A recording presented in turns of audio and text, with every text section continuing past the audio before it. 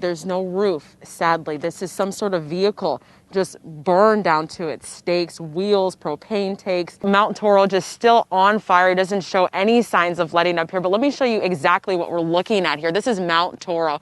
We know that it happened around 12:30 this afternoon. Police got calls to shots here on East Bernal Drive between. It wouldn't be so bad, you know, you see gas getting closer and closer to $6. I'm getting ready to just throw my keys and hop in one of these Teslas or hop into another electric car there. But Aaron, dealers are seeing more and more people. We need chips for just about everything we do in order to compete in today's economy. And that's the same for businesses. The weather balloon is just one tool scientists use to analyze clouds. They also use aircraft to do the same thing. The city has the water allocation it needs in these areas they want to do the housing projects in. They aren't asking for more water. Fast forward to girls and women in sports now. Tons more opportunities, and some young athletes say it wasn't possible without the path paved before them. 28-year-old Dexter Barnett Jr. got into a fight right outside of Chibo here in downtown Monterey. He was stabbed multiple times. Police say people watched and filmed the attack, and now they're asking those to come forward. A lot of people ran away, so we're still looking into what caused the fight, who was involved in the fight. Monterey police are asking for the public's help in figuring out who stabbed and killed 28-year-old Dexter Barnett Jr. early Sunday morning. Investigators say Barnett Jr. got into a fight outside the Chibo restaurant in downtown Monterey. Barnett was stabbed multiple times and taken to the hospital by friends or family. I do know that, he was a father, he's a son. I know that the family, truly misses him. Around 1:15 a.m. Sunday, police responded to a call in front of Chibo's.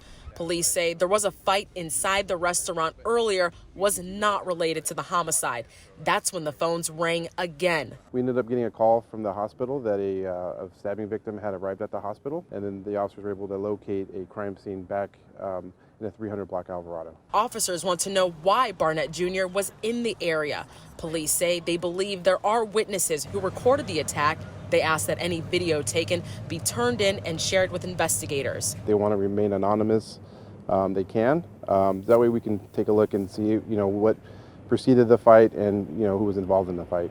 Another O. Good. My name Dothy. You just take it one day at a time and develop relationships with your school. School from behind the screen. It's been that way for Dorothy, an incoming second grader at Forest Grove Elementary in Pacific Grove, since Friday, March 13th. Her mother, Caroline, tells us the change isn't ideal or easy. So, being a parent to a child like Dorothy, you become very calm in trying to kind of navigate the ages and stages of where your child should be. And you really do let them be the leads. At home, the day starts the same. Get up, get ready, log into school. Here's a look at a general education second grade schedule. For Dorothy, her day gets busy quickly as part of her individualized education program, or IEP. It's logging on with her general ed teacher, logging off for a break, logging in with her special ed teacher or crew, logging off for a break. A break, but not for parents. Caroline says Dorothy needs an adult at all times during online school. It's a consideration, Dorothy's principal, Buck Ragaman, says the school had in mind for students with differing abilities. Well, from an academic standpoint, I think that our goal is to fill the gaps as quickly as we can. Yes. They both go with the category animals. I think that one of the most important things that we wanted to retain was that small group setting where we're able to differentiate the instruction, or in other words, meet a student at the level where they are. Dorothy's thriving best with one-on-one work virtually. While she's not minding the stepped-up screen time, it's something Caroline is working to lessen. For example, outdoor PE classes. Nice hit. Great. It's that type of energy, positive attitude that's missed in halls, at the playground, or in the classroom. It's a blast of joy in the middle of your day. And that's really one of the hardest things. It's just a little trickier now that we're doing it through the screen. How do you log out, love? Close it. Go ahead. Born in Delano, California, in a labor camp, Luis Valdez became interested in theater at 6 years old. And I told my mom the play's on Friday. She says, I can't help that. We're being evicted. So I was never in the play. And that left a hunger. A hunger for drama while deeply committed to the United Farm Workers struggle. In 1965, at 25 years old, he joined Cesar Chavez as a volunteer in the Delano grape strike. The strike covered 1,000 square miles in rural California. There, on the picket lines, Valdez El Teatro Campesino, the farm workers' theater, was born. And it was this car caravan that went out in search of scabs in the fields. And then we pulled off by the side of the road whenever we found one. And that's where all of the picketing and the chanting took place. And that is where our first performances took place, right by the side of the road. And you're doing this all out of the back of a truck? Yes. So what do these performances look like exactly, out of the back of a truck? Well, Newsweek magazine described us as Buster Keaton, you know, on steroids. It was, we used a lot of humor and a lot of physical comedy. And so working off of a flatbed truck requires that you be bold, that you be alive, that you be vital.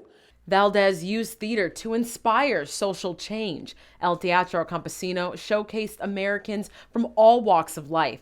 Members of the theater marched from Delano, California, in Kern County, to Sacramento, California, attracting national media attention.